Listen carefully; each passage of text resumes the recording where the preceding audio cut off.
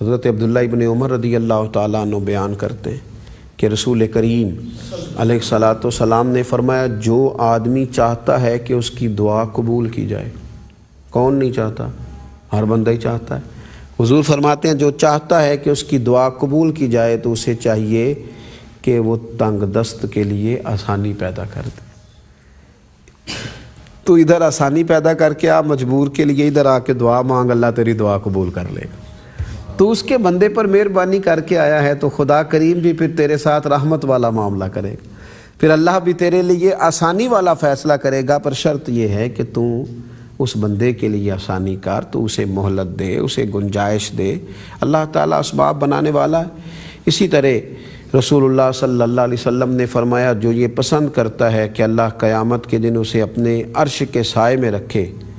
تو وہ یہاں تنگ دست کو مہلت دے دے، اگر ہو سکے تو اس کا قرض ہی معاف کر دے، اللہ تبارک و تعالیٰ اسے اپنے عرش کا سایہ عطا کرے گا۔ نبی پاک علیہ الصلاۃ والسلام صحابہ کی توجہ دلاتے تھے، بار بار انہیں مبذول کرتے تھے اس بات کی طرف کہ تم لوگوں کی خبرگیری کرو، بھوکوں کو کھانا کھلاؤ، تنگ دست کو مہلت دو، کسی مجبور کی مدد کرو۔ خود نبی پاک علیہ السلام کا طریقہ مبارکہ تھا کہ جب حضرت جابر ابن عبداللہ نے عرض کی حضور مجھ پر قرض ہے، تو حضور سفارشی بن کر ساتھ چلے۔ نبی پاک صلی اللہ تعالیٰ علیہ وسلم نے ان کے لیے دعائے برکت فرمائی، ان کا قرض ادا کرنے میں حضور نے ان کی معاونت فرمائی۔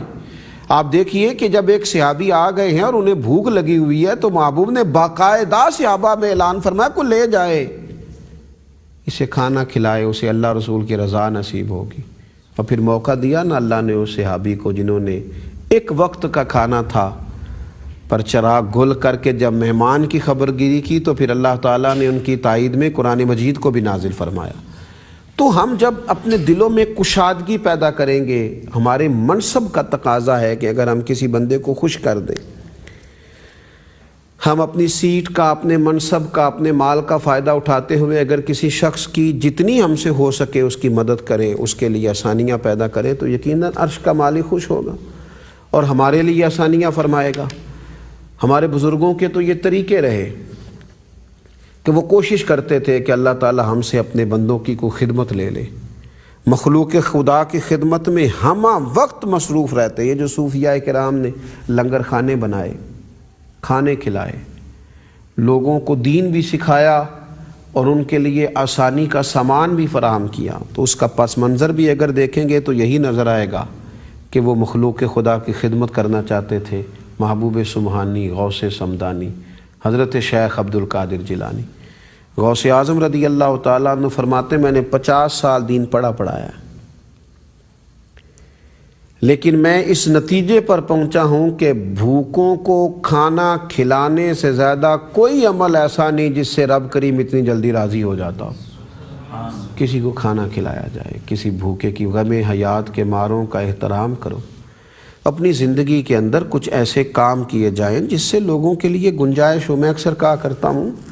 کہ چلو کسی ایک بچے کی تعلیم کو اپنے ذمے لے لیا جائے، کسی ایک غریب گھر کا خرچ اٹھا لیا جائے، کسی جگہ ہم محسوس کرتے کہ یہاں راستہ تنگ ہے اور ہم گنجائش پیدا کر سکتے ہیں تو اس راستے کو کشادہ کر دیا جائے، مسجد کے لیے، مدرسے کے لیے، قبرستان کے لیے، جہاں لوگوں کو فائدہ ہے وہاں لوگوں کے لیے گنجائش پیدا کرنے کی آسانی کی جائے، جگہ فراہم کی جائیں، اپنے اور اپنی آخرت کے لیے کچھ ایسے کام جمع کر لیے جائیں جو آسانی کا باعث ہوں۔ کچھ چیزوں کے اندر ذرا زیادہ بڑھ کر دلچسپی کا اظہار کیا جائے۔ حضرت سعد بن معاذ رضی اللہ تعالیٰ عنہ نے عرض کیا تھا یا رسول اللہ صلی اللہ تعالیٰ علیہ وسلم، میری والدہ کا انتقال ہو گیا ہے، وہ ایک غلام آزاد کرنا چاہتی تھی، اگر میں غلام آزاد کر دوں، کسی کی گردن غلامی سے چھڑا دوں تو کیا میری ماں کو اس کا اجر ہوگا؟ تو حضور نے فرمایا تو کر دے، اللہ تیری ماں کو اس کا اجر عطا فرمائے گا۔ کچھ ایسے خیر کے کام کیے جائیں اپنے لیے، اپنے فوت شدگان کے لیے، اپنے بزرگوں کے لیے کہ جن کا نفع ملے دنیا اور آخرت میں، لیکن ہم کیا کرتے؟ ہم توجہ ہی نہیں کرتے۔